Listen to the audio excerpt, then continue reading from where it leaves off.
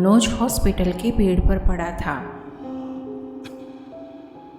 Police और वो औरत उसके सामने खड़ी थी। उसने जब माही के बारे में पूछा तो उस औरत ने कहा, अब वो कभी वापस नहीं आएगी। माही नींद में अचानक चीखने लगी। मनोज ने उसे जगाया तो वो डर के मारे कांप रही थी। मनोज ने उससे पूछा तो उसने बुरा सपना देखा, ये कहकर बात टाल दी। माही ने जब से उस तस्वीर को देखा था तब से उसे ऐसे ही सपने आ रहे थे, जैसे वो राजकुमारी उसे अपने साथ ले जा रही हो।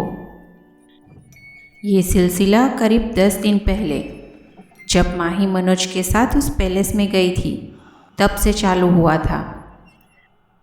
मनोज और माही दोनों पति पत्नी थे।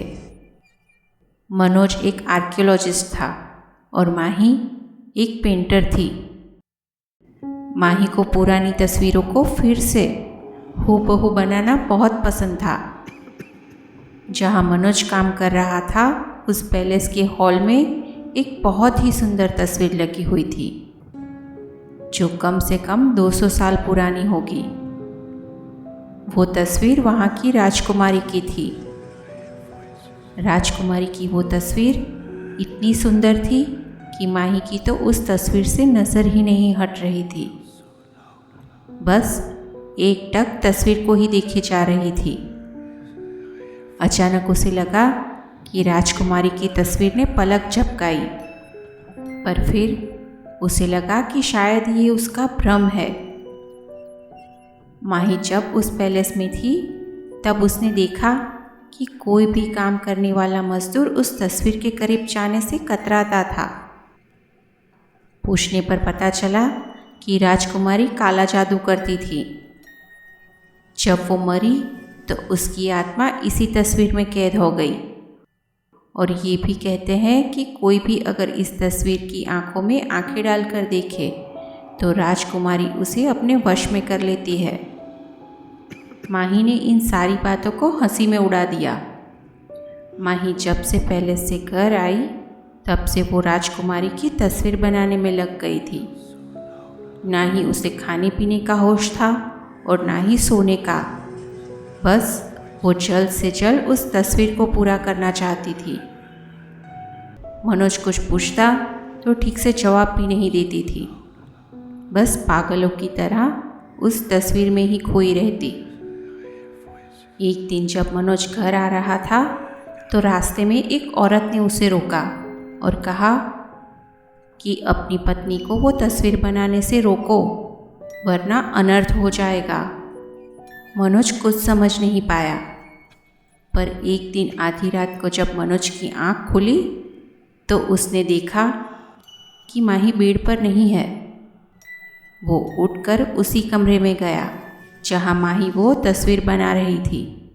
जैसे ही उसने दरवाज़ा खोला तो उसके मुंह से चीख निकल गई।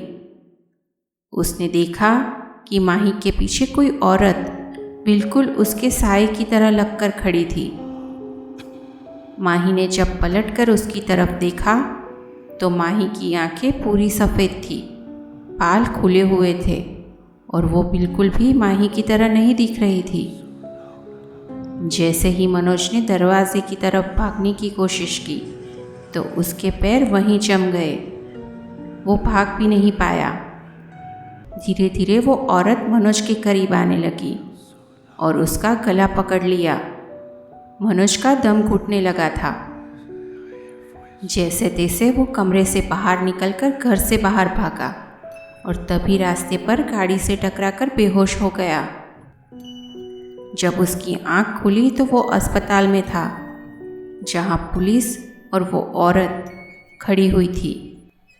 मनोज माही को खो चुका था और वो तस्वीर अपनी जगह वापस चली गई थी, लेकिन अकेली नहीं, माही को लेकर। दोस्तों, कहानी आपको पसंद आई हो तो वीडियो को लाइक करना और चैनल को सब्सक्राइब करना बिल्कुल भी ना भूलें।